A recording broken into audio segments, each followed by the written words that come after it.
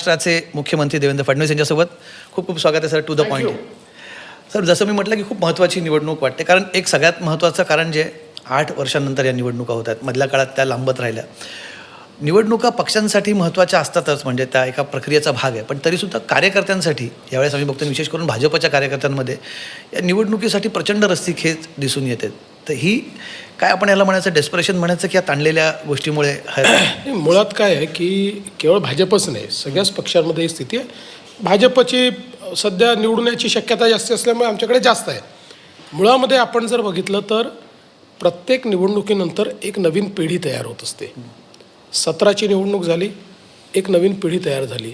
ज्या पिढीला 22मध्ये निवडणूक लढायची होती, 22ला निवडणूक झाली नाही, पण 22च्या निवडणुकीच्या निमित्ताने तयार करणारी जी पिढी होती, जी 22 नंतर पूर्णपणे निवडणुकीकरता सज्ज झाली, अशी एक पिढी.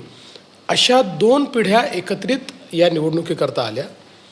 सीट्स तर तेवढ्याच आहेत, आणि विशेषतः ज्यांना 17 नंतर निवडणूक लढायची होती, 22ला लढायची होती, त्यांना तर असं वाटतं की आमचं चान्सच गेलेला आहे, यावेळेस नाही तर अभि नाही तो कभी नाही. तर त्याच्यामुळे सगळ्याच पक्षांमध्ये ही परिस्थिती आपल्याला कमी अधिक प्रमाणात पाहायला मिळाली. पण आता जवळपास ती सेटल झाली आहे. ती तिकीट वाटपापर्यंत असते, त्यानंतर फार तुरळक ठिकाणी बंडखोरी वगैरे असते, ती आहे, पण ओव्हरऑल ती सेटल झाली आहे, लोक कामाला लागली आहेत. पण साहेब, असं आहे की भाजप हा तसा एक खूप डिसिप्लिन्ड पक्ष आहे, शिस्तीचा पक्ष म्हणून मानला जातो. पण यावेळेस आम्ही पहिल्यांदाच, कदाचित मी तरी बऱ्याच वर्षामध्ये पहिल्यांदा बघितलं असं की तिकिटासाठी ज्या प्रकारची, मी अक्षरशः हाणामाऱ्या झालेल्या बघितल्यात, नेत्यांच्या गाडींचा पाठलाग होताना बघितलेलं आहे. भाजपात हे कशामुळे होतं? बाहेरनं खूप लोक आले म्हणून होतं? नाही, मला असं वाटत नाही. बघा काय आहे की यापूर्वीही कमी अधिक प्रमाणात व्हायचं नाही असं नाही आहे, सगळ्याच पक्षांमध्ये व्हायचं. आता मीडिया जास्त सक्रिय आहे, त्यामुळे एकतर लोकही, म्हणजे मीडिया पण ते जास्त दाखवतो, आणि दुसरं काही लोकांना असं वाटतं की आपण मीडियासमोर जाऊन बोललं तर कदाचित त्याचा जास्त कॉग्निझन्स घेतला जाईल, म्हणून लोकही मीडियासमोर जातात. पूर्वीच्या काळी आमच्या पक्षामध्ये एवढी शिस्त निश्चित होती की एखादा अप्रिय निर्णय झाला तरी लोक मीडियात जायचे नाही. आता जातात. आणि मी ज्यावेळेस बघत होतो, मी काही लोकांचे त्या ठिकाणी बघितलं, आम्ही निष्ठावान आहोत. आता त्यातले काही लोक काल परवा पार्टीत आले आहेत आणि ते स्वतःला निष्ठावान सांगत होते, पण चालतं, असं काही नसतं.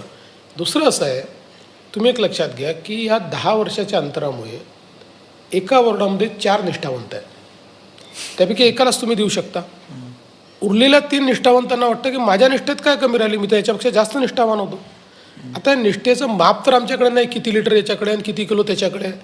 त्यामुळे त्या वेळची परिस्थिती, तिथली विनेबिलिटी, याच्या आधारावर 4 पैकी एकाचा निर्णय करायचा आहे. आता मी माझ्या रेफरन्समध्ये नाशिकचाच आपण समजा घेतला. नाशिकमध्ये तुमच्या पक्षाचे आमदार नाराज होत्या, पालकमंत्र्यांविरुद्ध तिथे नाराजी आपल्याला बघायला मिळाली, गिरीश महाजनांविरुद्ध. हे सगळं घडत असताना या सगळ्या बाबी तिथे दिसत होत्या. मुळामध्ये नाशिकमध्ये आम्हाला चांगलं यश मिळालं, विधानसभेतही मिळालं, मागच्या महानगरपालिकेत मिळालं, यावेळी पुन्हा विधानसभेत मिळालं.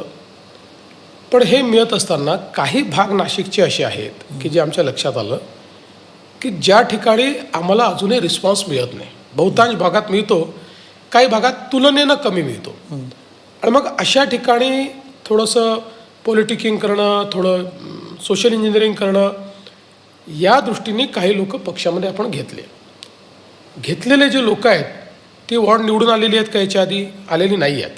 निवडून आलेल्या वॉर्डांमध्ये लोक नाही घेतलेले, जिथे आले नाही तिथेच लोक घेतले ना. एखादा रिझर्वेशनमध्ये इकडे तिकडे केला आहे, पण आता जर आपण अशीच भूमिका घेतली की आम्ही कोणाला यूज देणार नाही, तर पक्ष पुढे जाऊ शकत नाही. आणि म्हणून मी सगळ्यांना समजवलं, असं नसतं. पक्ष जर मोठा करायचा आहे तर बाहेरून काही लोक घ्यावे लागतात. काय असतं, अनेक वेळा इन्सिक्युरिटी तयार होते की हे आले तर आमचं काय होईल. असं काही नसतं. येणारे लोक पक्षात एसिम्युलेट होतात, तेही पक्षाच्या शिस्तीत जातात, आणि शिस्तीत गेले नाही तर बाहेर होतात.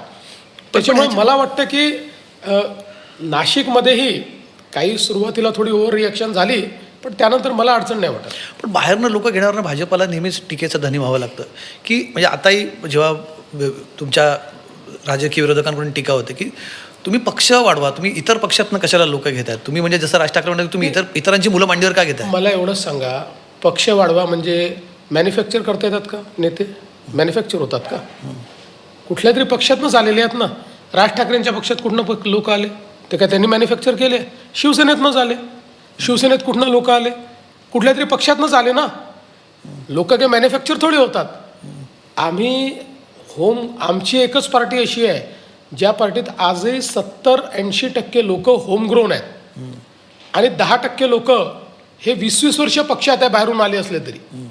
आता आपण जर आमच्या तिकिटांचं विश्लेषण केलं तर आमचे किमान 90% उमेदवार ॲव्हरेज हे होमग्रोन आहेत. 10% आमच्याकडे आयातीत आहेत किंवा आमच्या पक्षात आलेले आहेत. आता हा रेशिओ तर एखाद्या राजकीय पक्षाला जो मोठा आहे त्याला हा नॅचरल आहे. कारण जर तुमच्याकडे निवडून येणारे लोक येत आहेत आणि ही निवडणूक काय विधानसभेची थोडी आहे, ही निवडणूक कॉर्पोरेशनची निवडणूक आहे. कॉर्पोरेशनच्या निवडणुकीमध्ये त्या ठिकाणी अनेक वेळा लोकल नेते असे असतात की ज्यांचं तिथे पगडा असतो, म्हणजे तिथे पक्षभिक्ष नसतो अनेक वेळा. म्हणजे एखादा पक्ष खूप स्ट्रॉंग आहे त्याहीपेक्षा त्या व्यक्तीवर लोकांचं प्रेम असतं, कारण तो लोकांच्या सुखदुःखात असतो. असा व्यक्ती जर आपल्याकडे आला तर आपला पक्ष वाढवता येतो. हा झाला पक्षांच्या कार्यकर्त्यांना बाहेरून घेण्याचा एक प्रकार. दुसरा युती आघाड्यांचा, त्याच्याबद्दल हे भाजपवरती नेहमी टीका होतं. आता बघा, तुम्ही म्हणतात की या स्थानिक निवडणुका आहेत,